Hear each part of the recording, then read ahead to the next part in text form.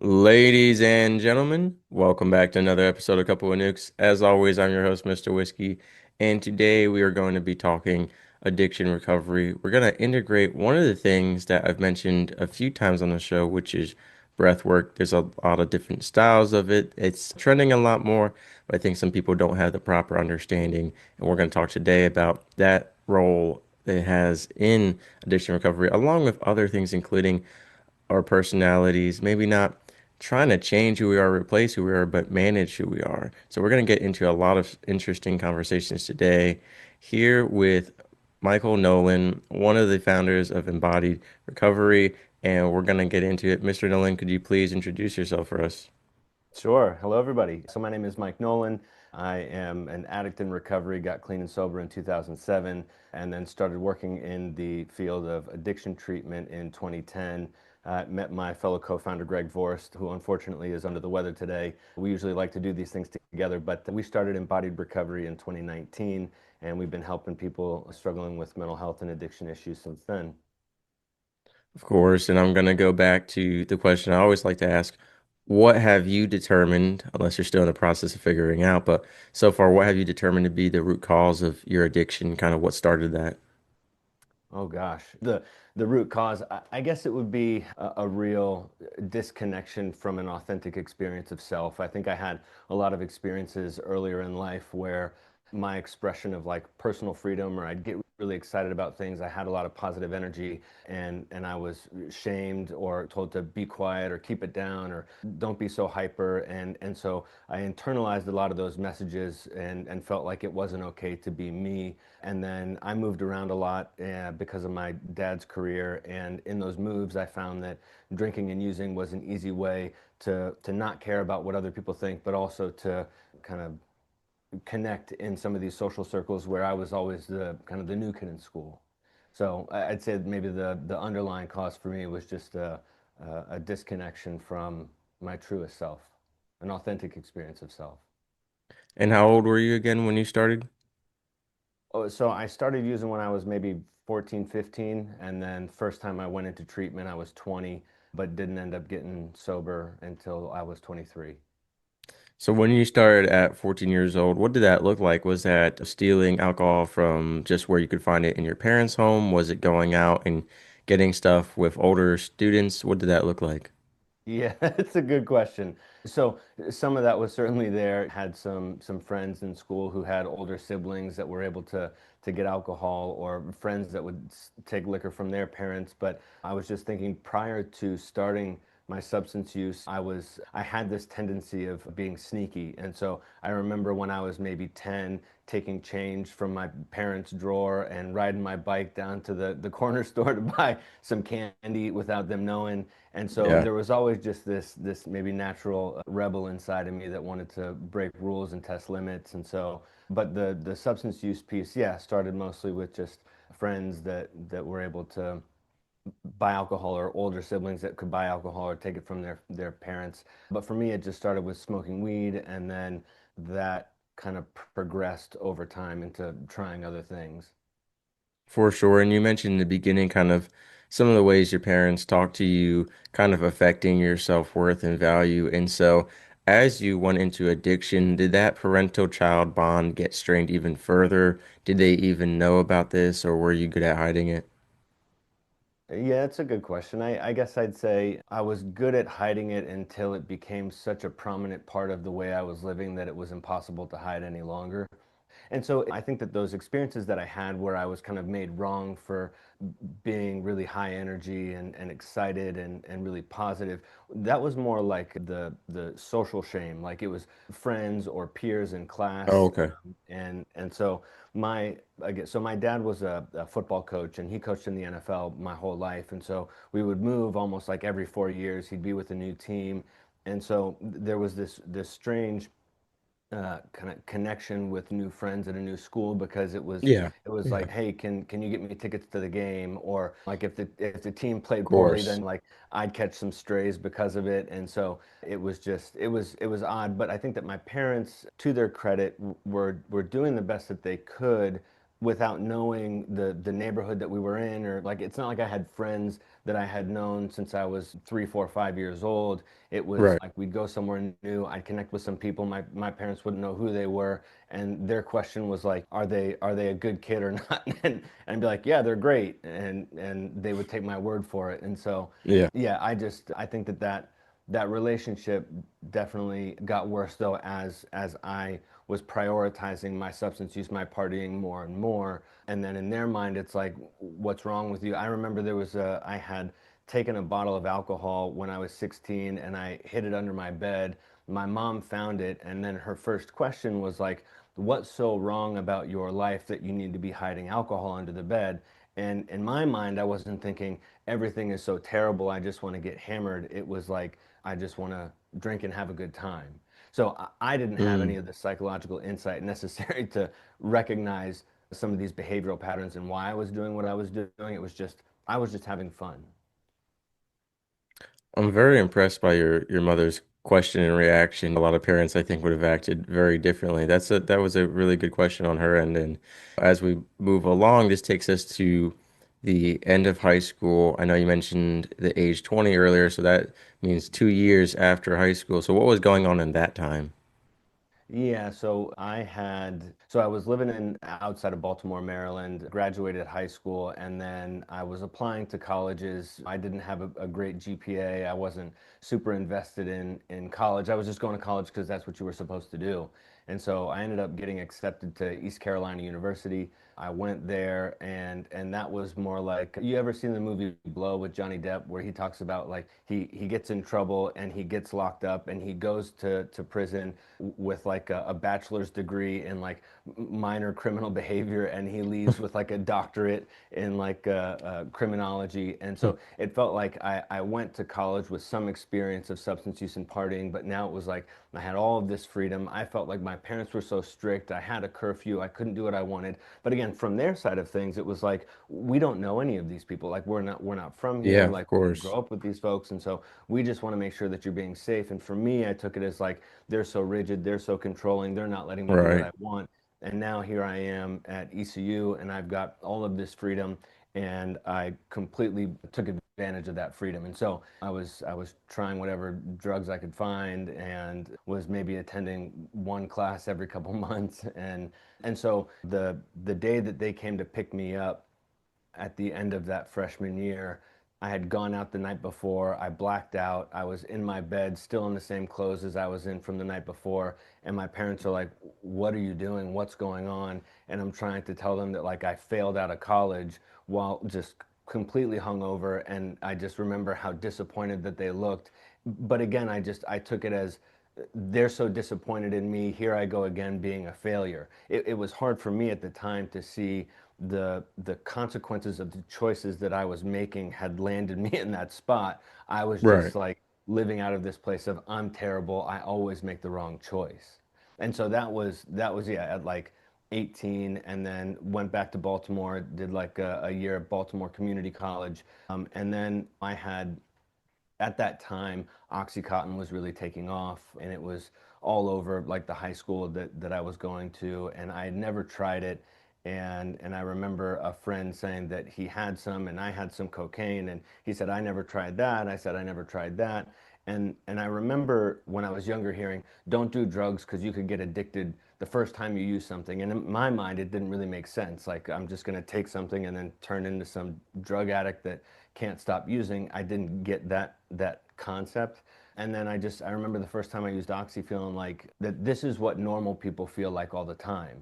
That it wasn't like I'm just this euphoria is so amazing, I want to keep doing it. It was more like it had corrected the emotional problems that I had been living with for such a long time, and I felt like this was the default that normal people got to experience, that I was only allowed to experience now that I was using.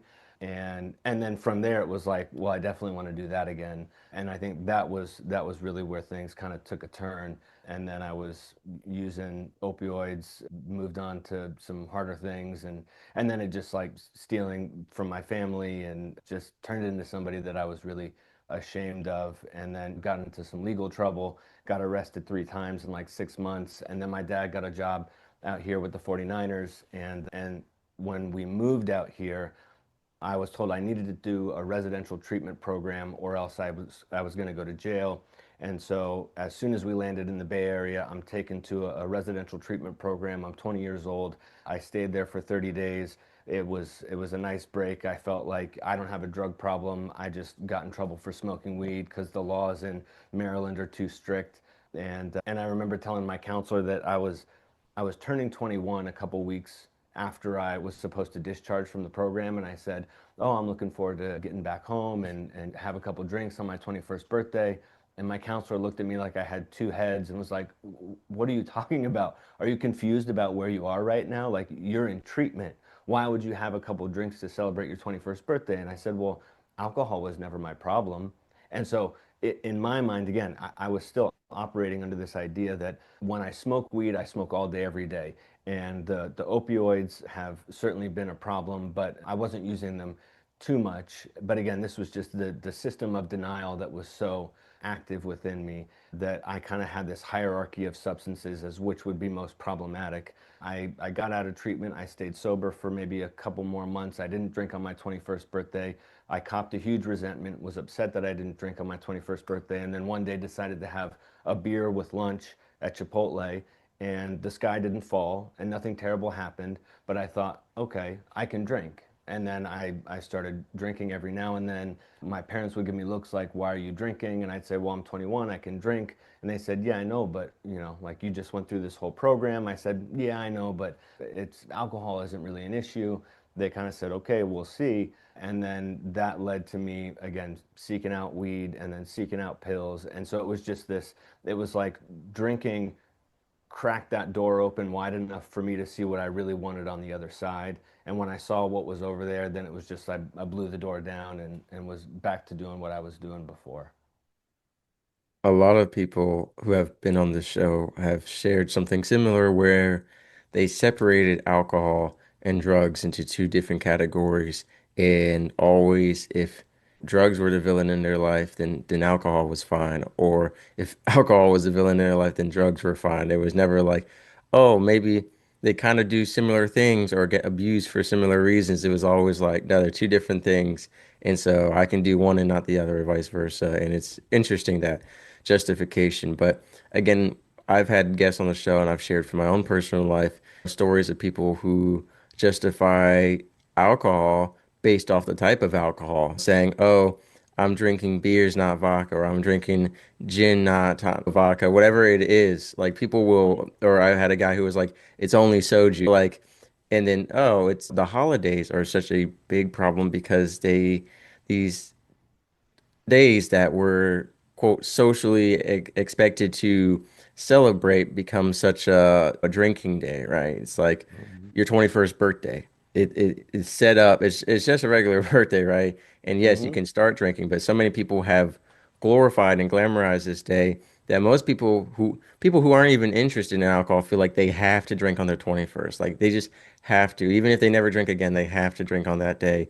And it goes into those societal expectations. Same thing if like you're an Irish person and St. Patrick's Day comes around and you don't drink, what? Who are you? You're not a real Irish, right? So there's a lot of these stigmas and these different stereotypes and expectations that play into it. And so you talked about going to treatment. Obviously, it worked to a degree and into another degree. So when was the I will call it the permanent turning point of where you got recovery? Yeah. Yeah, the permanent turning point. So that would have been when I was 23. And it was interesting. So up to that point, it was clear that what I was doing wasn't working. And I remember my mom, she'd say, "Why do you keep doing these things? You know that it's not good for you. Why do you keep choosing to use drugs when it's killing you?" And I said, like, "I don't know."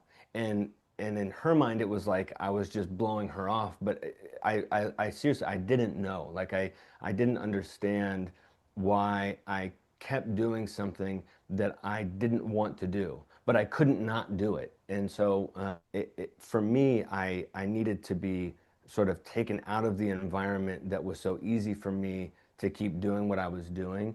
And and so when I was 23, I landed in a treatment program that was started by a guy named Dr. Barry Rosen, and he's since passed away. But he he changed my life. Like he was someone, and there have been a number of people along my path of recovery that have changed it in a really positive way.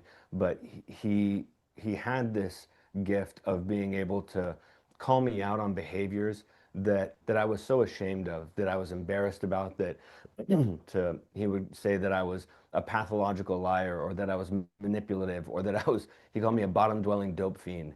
And I remember hearing this and almost like being in shock, but in him calling me out for my dishonesty, I didn't feel like he was judging me for being a liar as much as he was saying, like, Mike, your dishonesty is a huge problem. And if you want to get well, you need to take care of this. You need to tend to this dishonesty problem, and you need to practice rigorous honesty every single day. Every time you tell a lie, you need to clean it up right away. If you don't clean it up right away, you need to clean it up as soon as you can. You cannot continue to tell these little lies over and over again and expect to continue avoiding the natural consequences of your choices. If you want to change, you need to start with a foundation of honesty. And when I did that, it was super uncomfortable, and I felt so embarrassed, and it filled me with anxiety to be truthful with people. But what I noticed was that when I was honest, I didn't have to file those lies away in the back of my head and then keep track of them across all of these different relationships. And then I was able to actually be in the relationships that I said were so meaningful to me. And so Dr. Rosen was a huge influence in my early recovery. I was in residential treatment for 30 days. And then another big part of the process for me was that I had it in my mind, I'll do another 30 days, I'll get back to school. I was playing lacrosse at San Jose State. I was thinking, like, I'll be able to play sports again.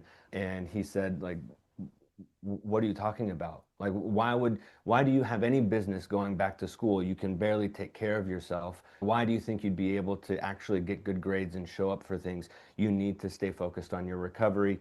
I pushed back. I was upset, but I did what they suggested because I was at a place where I didn't want to go back to what my life was like at the time. I was wandering the Tenderloin district of San Francisco in the middle of the night. I had no business being there. It was a dangerous place, and I was really setting myself up for some serious trouble.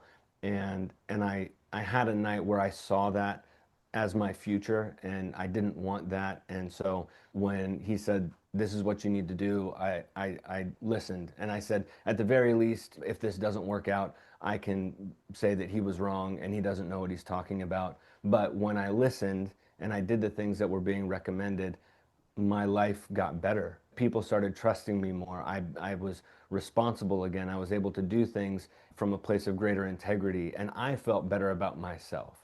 And so I did their day program for another 4 weeks after residential. So I was going there every day, Monday through Saturday, from like 9 to 4. And then after that, I did an intensive outpatient program, which was like 3 nights a week from 6 to 9. I was working two part-time jobs, one at Nordstrom stocking shelves and one at Starbucks as a barista. And that was just my routine. Like, I was going to meetings, I got a sponsor, I started working steps, and I was signing up for an intensity of recovery that was recommended. I was told that this is what you need. If you want to get well, these are the steps that you need to take. And I was just, like I said, I was at a point where I was willing enough to listen, and it got me results. And the more I did it, the more life opened up, and the better I felt about myself. And the better I felt about myself, the more I wanted to keep doing this. And then it was like, what would it be like if I could have a career helping other people? And then I went back to school and started working as a counselor. And at what point did you meet? We mentioned in the very beginning the co-founder with you, Greg. When did you meet him? So Greg and I met working at an outpatient program in 2017, I guess, maybe like March of 2017. And so Greg had a lot of experience in like spiritual communities. And so he was a spiritual aspirant and was reading a lot of spiritual literature and was going to school to be a therapist. And so when he and I met, he was an associate therapist working on getting the hours he needed for licensure. And and we had this experience where I had talked to him just about how much the rooms of the 12 steps had changed my life, but that there was such a there were more levels beyond 12-step recovery that would address Yeah. the emotional hangups, the spiritual hangups, the ongoing movement into recovery. And he was saying that he had these experiences in spiritual communities where there was such a lack of recovery, where people were doing this bypass workaround on their underlying mental health and codependency issues, and saying, because I'm spiritual, I don't need to do some of this more foundational work. And it felt like we just we really resonated with each other and in our stories and in our histories. And he had so many of these qualities that I admired in Dr. Rosen. And so watching him work as a therapist was exciting, and it was fun, and he was getting results, and people were really healing. And so that program unfortunately closed, and we moved into working in a residential program together. And that was where we were able to really kind of co-create the teachings of our Empowered Living teaching series and start working with the clients and staff in a more collaborative way to see if some of the ideas that we would have would really yield the results that we thought that they could, and they did. And then in 2019 we had an opportunity to start our own program, and we did. And at what point did the Empowered Living podcast come into play? Oh, yeah, that's a fun question. So in 2020, so during COVID, we had talked about wanting to offer these teachings to the family members. So the clients in treatment, we would do these teachings one every week, and so we would cover topics like boundaries, codependence, family systems, neurobiology of addiction, habit formation. And so early on in the start of Embodied Recovery, we would have the clients and the families there together. And then it felt like the having the families and the clients made it hard to get to some of the educational material. COVID happened, and then it was just the clients. And then we thought, well, maybe we can do this once a month. So we'll present one of our teachings to the whole community. Anybody that wants to attend can do that. They can come via Zoom, since we weren't having people come to the center. And so we started doing that once a month via Zoom, and we thought maybe we could turn this into a podcast one day. But that was in 2020, and then the program picked up. We got busy. We weren't really able to continue with those monthly talks until this year. So in the beginning of 2025, we said we want to get back to doing this teaching series for the community, invite people in to experience the work that we're doing. And then we've been recording those episodes. We just did one last night that'll be posted here within the next week or so. And so that was sort of the beginnings of it, was just this teaching series that we felt so excited about and wanting to offer it to the families, but didn't have that way of getting it to them. So we thought we'll just do it open for everybody. We'll record it, and then we'll put the episodes up online. Right. Now you mentioned going beyond the 12 steps. What does embodied recovery kind of go into that sets it apart from other practices and other traditional recovery methods? Like, why would people want to go there, and what are the benefits and some of the testimonies and results that y'all have had? Yeah, that's a good question.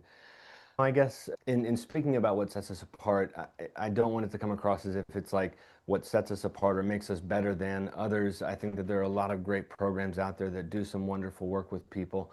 One of the things that we noticed over the years working in the field is that so many programs are set up to have a great educational component. And so they'll teach on relapse prevention or cognitive behavioral therapy or dialectical behavioral therapy, but the programs themselves don't have much of a core curriculum built out. And so much of the results that they get are built off the backs of the clinicians that are facilitating these groups. So a counselor or a therapist is hired, and they said, okay, you're running 3 groups a week. You can teach on whatever you want, and just make sure you get the notes in on time. And for us, we wanted to be more intentional about the curriculum that we developed. And so a big part of our programming is the Sundo practice. So to help people ground themselves in a practice that is bringing them back to themselves every day is very different than maybe some other programs that'll do a yoga class on Saturday and then we're a holistic treatment center on their website. For us, we really want people to put their recovery into practice. So we want them engaged in this breath work practice that helps to regulate their nervous system, ground them more so that they have a foundation in which they can feel a greater degree of safety in some of the deeper therapy work that they're going to be doing in groups and in the individual counseling and therapy sessions. So the Sundo practice is a big differentiator. The Empowered Living Teaching Series is another one. I think that for many clients that have gone to other treatment programs and come to us, they've just shared how unique the program has been. So many of them come in feeling like, I've already done this. I've been to 10 different treatment centers. I've seen it all. You're not going to teach me anything new. And so to hear from them that the material is presented in such a unique way has been exciting to hear. We do a lot of inner child work. We do a healing through creativity group. We do ecotherapy, heart math, and then obviously, like I said, the Empower Living Teaching Series and the Sundo practice. So the breathwork practice and the process, the emotional process work that's happening in groups is designed to get people into a present-centered experience of their issues. Rather than just talking about or having some cognitive awareness of the issue, we're really wanting to pull people into a more lived experience of recovery every day. Right. And then are y'all hybrid in the sense that do you take in person, online, both, only one or the other? What kind of people can attend? Yeah, so our intensive outpatient program is Monday through Thursday from 2 to 5, and it's all in person. We also do some individual addiction counseling and psychotherapy that we prefer to do that in person, but that can also be done virtually with California residents. And then we do that Sundo practice every day. So every morning we're here from 5:45 until about 8 in the morning doing that practice. And so people are welcome to join that via Zoom. The Sundo practice is free. That early morning practice isn't for current clients, it's alumni. The intensive outpatient program, we do that practice twice a week. So it's not it's not every day, but we certainly encourage people to engage in that daily practice of the breath work once they've completed the program, and they can practice on their own at home. But yeah, so the intensive outpatient program is in person. Some of the individual services are virtual, and then the practice is both in person and virtual. And then the last Wednesday of every month, we host that Empowered Living Teaching Series talk here at the center. But we also have that available to people if they want to join via Zoom. Yeah, and to if there's anyone listening right now who is struggling with addiction recovery, or whether they're still actively using or just finished the recovery process and they're in that post use in that sobriety phase, what would you say to them? Mm. That you're never too far gone to turn things around, that help is available, that there are people out there that that care, that are willing to walk you through this process, that you don't have to do this alone, that you're not fundamentally broken or unfixable, but that there is real tangible hope for change. Now the process requires some humility and patience and consistency, but if you're they say in 12 steps, if you're willing to go to any lengths, then you can definitely get this. There was a period of time in my life when I was going to meetings and thinking, why am I not getting this? And they'd say, the only people who we've seen fail are those who are constitutionally incapable of being honest with themselves. And I thought, there we go. That's right. That's me. I'm constitutionally incapable of being honest with myself. That's why I'm not getting this. When in reality, it was that I was going to my dealer's house before the meeting, getting high in the parking lot, and then going into the meeting like maybe I'll hear something that's going to change my Hmm. life. I was Yeah. living in a very delusional state of mind. I think that's a big thing we've talked about is the intention going in, right? I've had guests on who said, hey, rehab didn't work till the fifth time I went because the fifth time I actually went in wanting to get healed. If you're going in not with the intention to recover, right, you're only going to pick up so much. Like you said, I think that's a great example. I think it isn't a place, if AA or whatever you're getting treatment or whatever, it's not a place to meet like-minded people in terms of wanting to keep doing stuff. If you want to meet like-minded people in terms of recovery, that's great. But it's not a place to go get a date who understands you. It's not a place to hang out and reminisce. It's not a place to also just dwell on the past. It's a place of recovery and moving forward, and you have to go in with that intention. So I think that's part of the reason a lot of people struggle. Like I said, I've had guests who have shared similar experiences. And on the note you mentioned about it's never too late, this show has been so inspirational to me because I've had people who are in their 70s and they got sober. I've had people who were addicted for 30 years or more.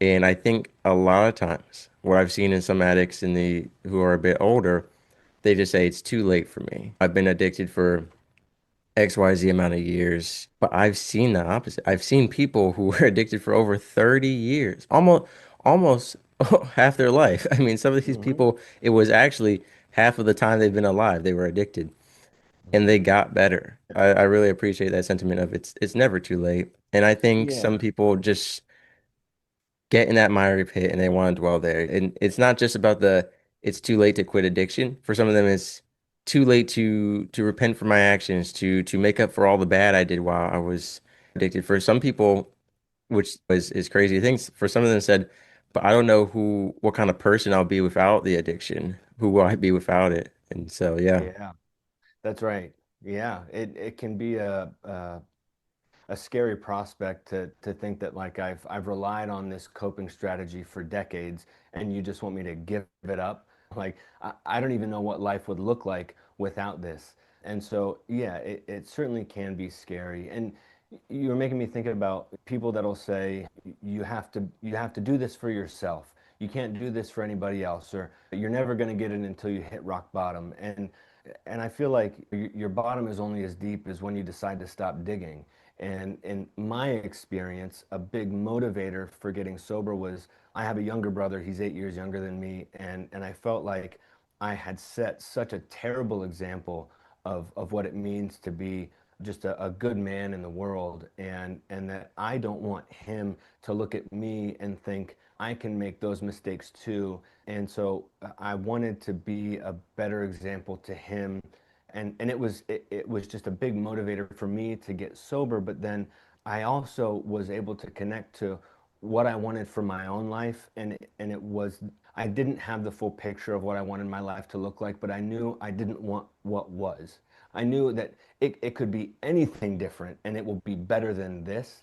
And so despite going into treatment and wanting to get sober to be a better role model for my brother, I had enough of these moments where I felt like what I was doing was good for me, that I was getting to know me in a way that was exciting. And I remember I was holding my parents accountable for so many of the bad experiences that I was having in life, and I had a therapist that was saying, Mike, it doesn't matter whether your parents come to family group, whether they go to Al-Anon meetings, whether they do therapy or not. It has no bearing on what you need to do for your recovery. If you want to get this, it is on you and you alone. And I remember thinking that it seems like common sense, but it opened my eyes, and I thought, oh my God, like if I want this relationship to change, I can't keep demanding what I want from them. I need to take responsibility for my life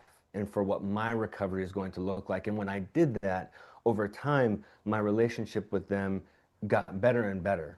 And so I had to work through a lot of these experiences where like they wouldn't allow me over at their house, and I couldn't even just stop by to say hi because I just burnt that bridge too many times. Then they invited me over for dinner one night, and I said like, oh, this is great, like things are getting better. And I go over to their house, and as soon as I walk in, my mom grabs her purse, she goes and she locks it in her room, she comes back out, and I think, man, I'm just such a piece of garbage. Like, of course she's gonna do that. And so, but I thought, you know what? It's okay. I'm here. They invited me over. It'll, if I keep doing this, hopefully things will get better in time. So then they invited me over the next few weeks, and each time I would come, she would take her purse and lock it in her room. And on like the seventh or eighth week that they invited me over for dinner, I came in, said hi to everybody, and I noticed that while we were eating, my mom's purse was still on the counter. And I just remember thinking like this is working. Like she's not feeling afraid that I'm going to steal from her, and that like she might not have even thought about it, but for me, just her leaving her purse on the counter was such a sign that things are improving. Right. It felt amazing. And there were so many of these along the way where I started to tune my vision into signs that things were working rather than signs that things were still terrible and it's never going to get better. Mm. And that was a big shift too. When I started looking for the things that were affirming my recovery, I started to want my recovery more. Yeah, I've had guests on the show talk about that.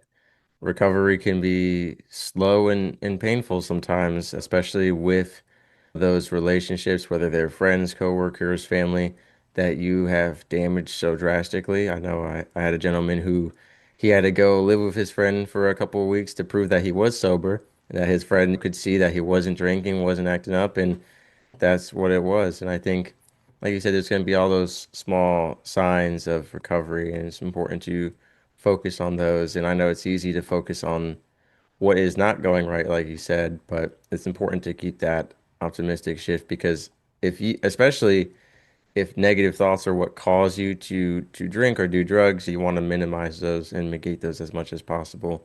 And we're going to have your website in description below for people to check out your social medias as well as look further into the Empowered Living podcast as well as Embodied Recovery to see if maybe if they haven't been connecting right with whatever recovery program they're trying or whatever methods, and maybe this is something new that might connect with them better, or to just get information that they can implement into their lives. So I want to thank you for your time today and for coming on the show to share what you have. I hope it really resonated with some people who are maybe in a similar situation or even a different situation but really took and cultivated some life lessons from what you said. Thank you. No, I really appreciate the conversation. It was great to be here. And yeah, if anybody has questions, they're always welcome to reach out to us directly. They can find us online. And then we also have a nonprofit organization called Melos. The website's meloscenter.org. And then there they can find all of the free offerings, the Sunday practice, the Empowered Living Teaching Series, sober dance events. So there's a lot of exciting ways that people could connect with the community here.